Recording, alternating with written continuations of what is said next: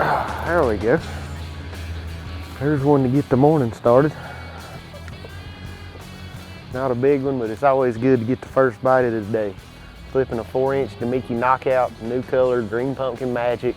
Throwing it on a 7.6 Fitzgerald Okeechobee rod, 20-pound P-line fluorocarbon tactical, and Clearlake flipping.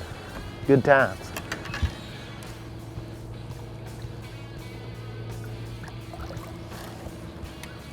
That was the second bite I've had of the morning, and both of them have been very, very, very light bites, like just kind of mushy feeling. But that's the good thing about this Fitzgerald flipping rod. This is actually the 7.6 Okeechobee rod. It's so sensitive, you can really detect those light bites, especially flipping tungsten weights. I've got a 1/2 ounce tungsten weight on here, flipping the 4-inch Damiki knockout. And it's just the perfect setup for flipping, punching heavy cover, flipping reeds. It's one of the best rods I've ever used for that.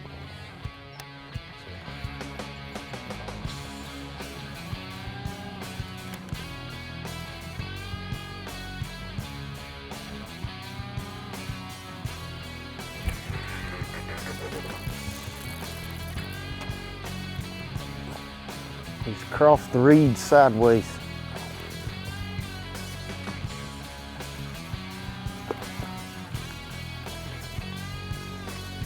Come on.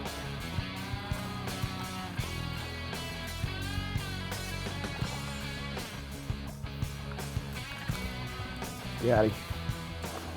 He was way back in the reeds. We kind of changed areas and came up to a different part of the lake, tried to fish a little deeper. Still flipping the green pumpkin magic Damiki knockout, 20-pound P-line fluorocarbon tactical, and Fitzgerald Okeechobee rods. Hopefully we can get something going here and get a few bites out of these deeper reeds.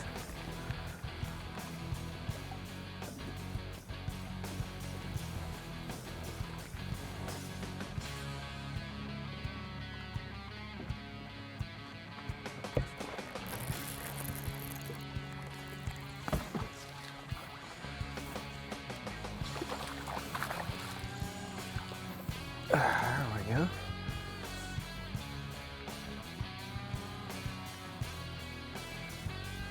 A little guy on the knockout.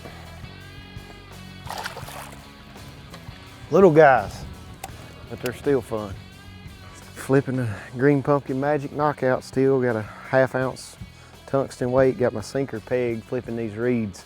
I always like to peg my weight so if you don't, your sinker will fall on one side of the reed and your bait will be on the other, and it won't pull the bait down to the bottom, which is where all the fish are at. So always remember that little bobber stop there when you're flipping. See if we can catch another one.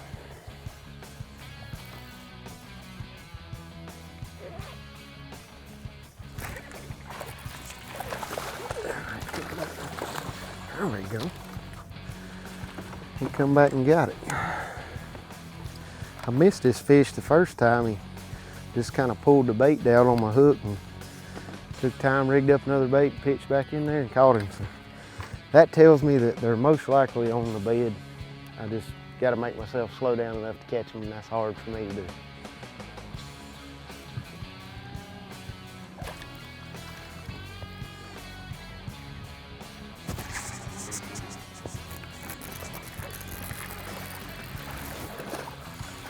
There we go.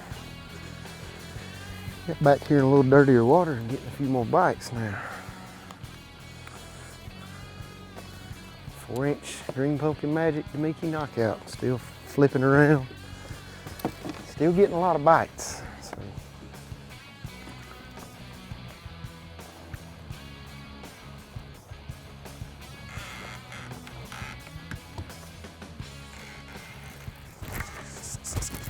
There we go. A little better fish.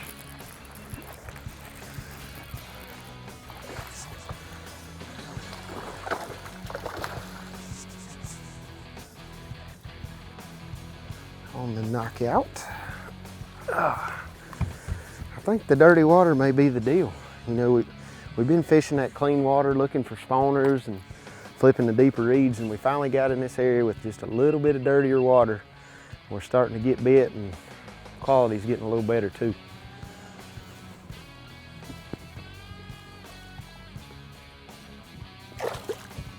One of my favorite topwater baits for spawning, post-spawn fish, midsummer, is a Damiki D-Pop. This is the D-Pop right here. I think it comes in 7 or 8 different colors. Got a feathered treble on the back. I'm throwing it on 12-pound P-line PF original monofilament. I've got a 6'3" finesse topwater rod from Fitzgerald that I designed. It's a Bryan Thrift signature series. And this is my go-to bait when it's a tough bite. Fish are lethargic, laying around. You can see them, but it's hard to get them to bite. The D-Pop will catch them a lot of times. It walks really great. You can be real subtle with it. And a lot of times get those fish that are hard to get to bite this thing. So we're gonna throw it around. We're out here at Clearlake. I think the fish are kind of maybe pre-spawn, a little bit of spawn and maybe a few post-spawn. We're gonna see if we can get bit. But you can see this area here. I've got some rocks. We've got a little bit of deep water near them. That's one of the perfect scenarios to pull out this D-Pop and walk it around and see if you can get one of those big ones to come up on it.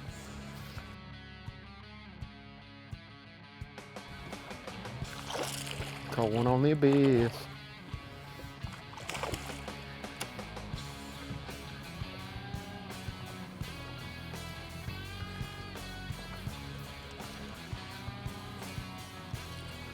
Well, caught one on a jerkbait. This is the Damiki Abyss 90. It's a long-billed jerkbait. It'll get down about 8 or 10 feet. And having trouble catching size everywhere I go. So thought I'd come try some stuff offshore, marked a little rock pile, and got bit on the jerkbait. So we're gonna see if that'll work for a while.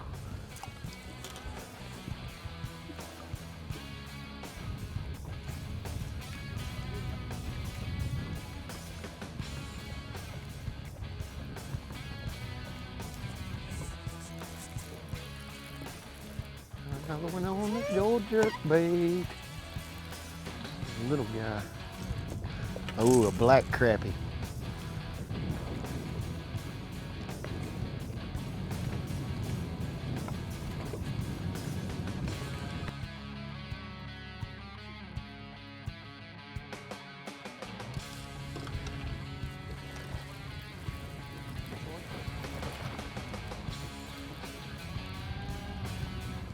I one on the Abyss 90. Got a fat little joker anyway. Well, I'm consistently catching small fish, but I'm catching them on a lot of different baits. That's always good, I guess. Another one on the Abyss 90.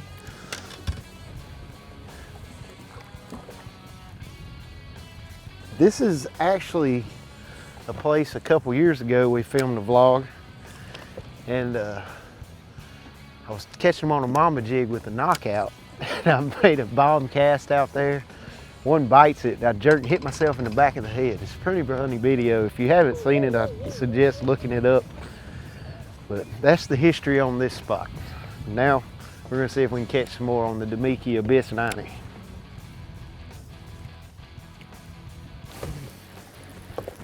This feels like a crappie. Oh, nope, it's a little bass. No, it's a crappie, I was right. The Abyss 90 does not discriminate. It catches all.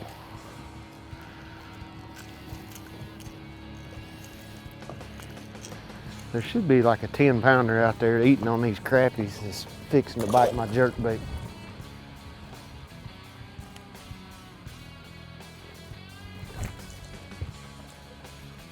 We've been in Clearlake all day and we finally got us a big one.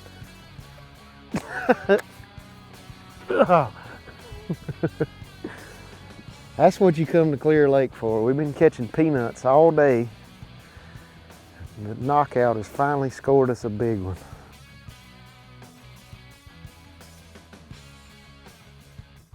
Oh, well, that's a good way to end the trip.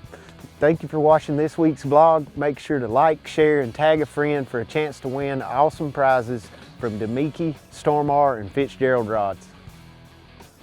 Oh, that. Oh. That's not a pressure lock. I almost locked.